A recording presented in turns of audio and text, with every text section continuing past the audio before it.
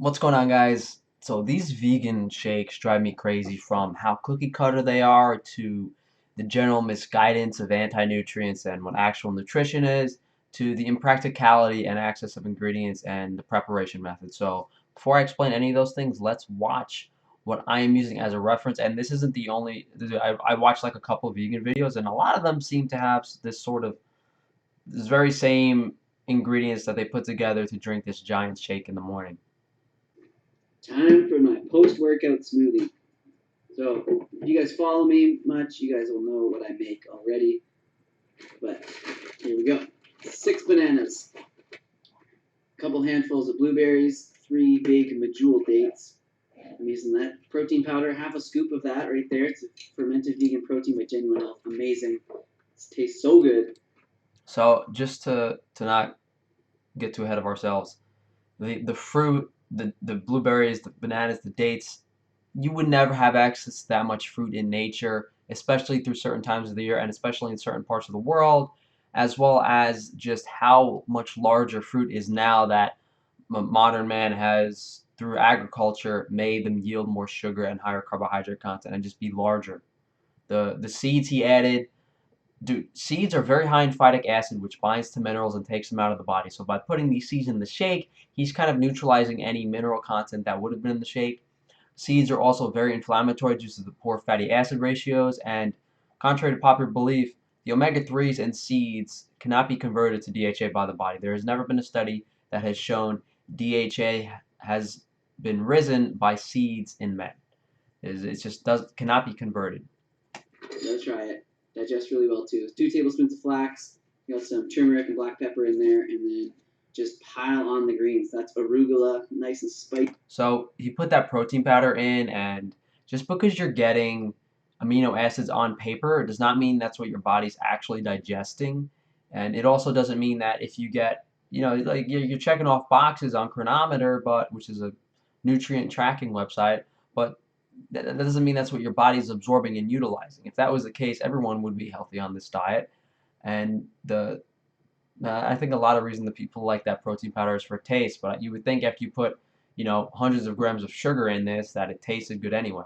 And the greens also have oxalates. They bind to minerals, take minerals out of the body. So again, you're neutralizing more minerals through the anti-nutrients in the shake. So not only are you adding these greens and these seeds and it's neutralizing minerals, it's also making the shake taste bad. Why not just have a fruit smoothie and then have the salad later with the seeds and everything and oil on it, whatever you want, and make something that actually tastes good? Icy green, super alkalizing, full of minerals. Filtered water, blend it all up. And I had pulled out some purple cabbage, and I always put like a chunk of lemon in there as well, and I forgot to do that, so I'm adding it now. The Vitamix is amazing. It will blast through anything like that. Same with the Blendtec, any of those high-speed blenders. They're so powerful. It turns that lemon peel into just a silky smooth, delicious post-workout smoothie. So here I am taking a How ridiculous is that? How big is that shake? Come on. That's crazy. first sip. I love it. Every time, it's just the best. It's just the best. It's the best. Maybe because people on a vegan diet run on a carbohydrate metabolism and their blood sugar fluctuates so much that they need a sugar bomb every few hours. That's my guess. But I guess we'll touch on the blender thing. Like, first of all, look at the size of the shake. It's as big as his torso. That's crazy. I think everything about this screams impractical. And I didn't mention throwing the flax seeds and the chia seeds in there, blending in a blender like that. They're not going to be broken down enough. It's not, even if you put flax meal and chia meal in there, what I said earlier would still apply. But he didn't even grind them up enough, so he's not. He's just going to poop them out. But the use of tools in human society has been prevalent for thousands and thousands of years. But a blender is drastically different than someone pounding poi with a wooden, what was it called, the Hawaiian starch. Anyway, just whatever, it's cassava root, yucca, pound.